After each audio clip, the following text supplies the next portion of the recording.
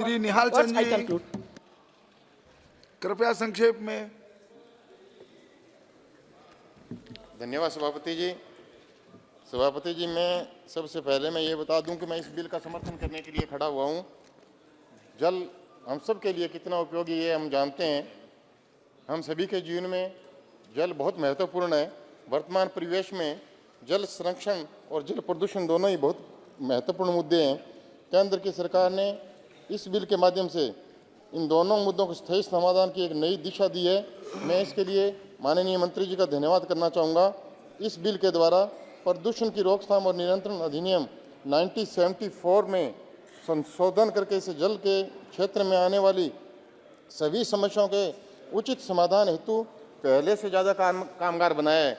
सभापति जी, इस अधिनियम के अनुसार चाहे उद्योग हो, चाहे संयंत्र की स्थापना हो, राज्य प्रदूषण नियंत्रण बोर्डों की पूर्व सहमति आवश्यक है। इसके लिए जल निकाय सीवर या भूमि सीवरेज का निर्वस्त ही होने की संभावना है। इस अधिनियम के अंतर्गत राज्य प्रदूषण नियंत्रण बोर्ड के अध्यक्ष को राज्य सरकार द्वारा मनोनीत किया जाएगा। नए विधेयक के प्रावधान के अनुसार अध्यक्ष की सेवा और शर्तों को मनोनीत करने के लिए केंद्र सरकार इसके लिए निर्धारित करेगी। यह विधेयक के अंतर्गत जलाशयों के लिए प्रदूषण तत्व छोड़ने से जुड़े हुए प्रावधानों का उल्लंघन करने पर 15 लाख रुपए तक का जुर्माना लगाया जाएगा। अध्यक्ष जी, मैं यह विधेयक कितना जरूरी है, मैं यह बात इसलिए बता रहा हूँ कि केंद्र की सरकार ने पिछले 10 साल के अंदर पंजाब को सतलुज नदी को साफ करने के लिए उसमें ट्रीटमेंट प्लांट लगाने के लिए 774 करोड़ रुपए की राशि दी है। पूरी सतलुज के जो नहर है, सतलुज कैनाल है, जो नदी है, सतलुज नदी है, उस पर एक भी एसटीपी प्लांट लगा नहीं।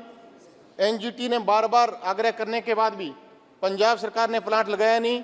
जब आपकी सरकार थी, मैं तब की बात कर रहा हूं और अब की भी मैं बात कर रहा हूं, और एक भी प्लांट नहीं लगने की वजह से पूरा सतलुज का पानी खराब हो रहा है।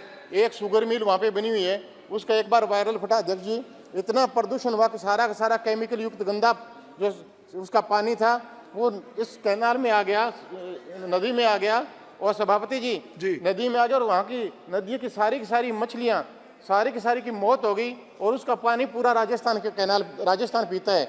आज राजस्थान के अंदर गंग कैनाल, भाखड़ा और राजस्थान कैनाल तीनों का पानी हम लोग पंजाब से ले रहे हैं। और पंजाब में जितने भी सीवरेज के प्लांट लगे हैं, एक प्लांट पर भी एसटीपी का काम कंप्लीट नहीं हुआ। तो यह कानून इसलिए बना है कि उनको पाबंद करने के लिए कि किसी भी स्टेट को शुद्ध पानी मिले। धारा 25 और 27 का जो इसमें लगाया गया है, उसमें और ज़्यादा कठोर उसमें कार्रवाई होनी चाहिए। सभापति जी, मैं कहना चाहूँगा, मैं आपका 2 मिनट में अपनी बात को खत्म करूँगा। मैं इस बिल के माध्यम से मैं पूरे देश को बताना चाहूँगा कि जब कांग्रेस पार्टी का यहाँ पे राज रहा है, तो दिल्ली में एक साहिबा नदी थी, वो आज नाला बन के रह गई है। दिल्ली में मुंबई में एक मीठी नदी थी, वो आज नाला बन के रह गई है। चेन्नई एक ऐसा जगह है पूरे हिंदुस्तान के अंदर जहाँ पे अंडरग्राउंड वाटर बिल्कुल खत्म हो गया है। 1000 फीट तक नीचे तक कोई भी पानी नहीं है। तो मैं आपके माध्यम से मैं सिर्फ इतना कहना चाहूँगा कि इस बिल के माध्यम से हर 9 में से 1 व्यक्ति को पीने का पानी जो असुरक्षित स्रोतों से मिलता है, उसको अगर उसको ठीक करने का काम करेगा, तो यह आपका जो बिल है, जो आज बिल आ रहा है, यह काम करेगा। और 90% सीवरेज जो जल निकायों के से प्रभावित किया जाता है, इसको ठीक करने का काम करेगा। तो आज का यह अधिनियम, बस 2 मिनट में अपनी बात को खत्म, 2 ही मिनट में, बस 2 मिनट में, हर दिन 2 मिलियन टन सीवरेज और अन्य जो जल निकायों में छोड़े जाते हैं, उसको भी यह ठीक करने का काम करेगा। हर साल उद्योग और अनुमानित 300 से 400 मेगा टन कचरा जो निकायों में छोड़ा जाता है, उसको भी यह ठीक करेगा।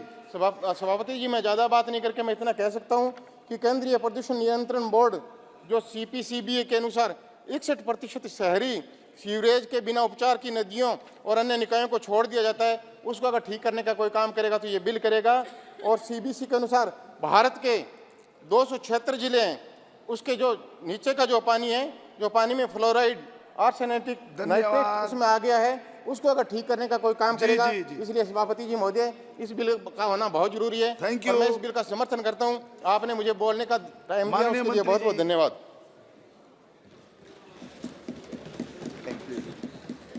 सम्माननीय अध्यक्ष महोदय, आज